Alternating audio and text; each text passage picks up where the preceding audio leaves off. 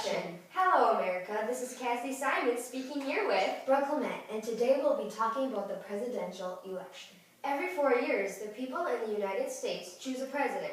The 4 years in office is called a term. You can only stay president for a maximum of 2 terms, as said in the 22nd Amendment. And in order to run, you must have been born in the United States, be older than 35, and you must have lived in the United States for 14 years.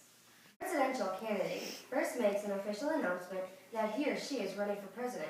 Someone on his or her behalf must then file papers with the Federal Election Commission, which regulates the election process. Candidates usually make the announcement that they're running at least a year before the presidential election in order to give themselves enough time to get their message out and also to give voters enough time to know the candidates. The people of the corresponding party then vote for who they want their candidates to be to represent them at their parties. This happens during the state primaries and caucuses at their conventions. Then the candidate must pick their vice president running mate.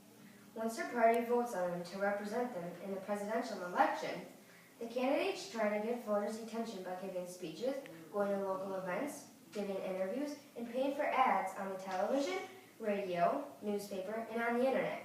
They also campaign before the corresponding political parties pick them to represent them. They campaign on ideas they think are important and try to get a good reputation. As the presidential election gets closer, they start to campaign more intensively by doing things like making trips around the country, marching in parades, talking on television, and giving more speeches. Volunteers put up signs, banners, and posters to convince people to vote for the candidates. The candidates then have a debate about the answered questions and their views on important issues and ideas in their country. These debates are shown on television, and they help voters decide who to vote for. On the first Tuesday after the first Monday in November, all U.S. citizens take a poll at a local polling location and vote for who they will believe is best. The presidential candidate who receives the most votes in each stage gets all the electoral votes for the stage. So if the state of Vermont has 3 electoral votes, it casts all the electoral votes for the winning candidates.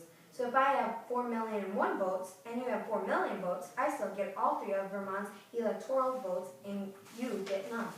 To me, having electoral votes is a good idea because if they counted every person's vote, it wouldn't be a majority vote for each state, even though the results without the electoral votes would probably be the same.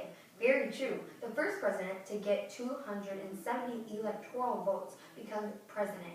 And remember, you have to be at least 18 years old to vote. That's all for now. Bye!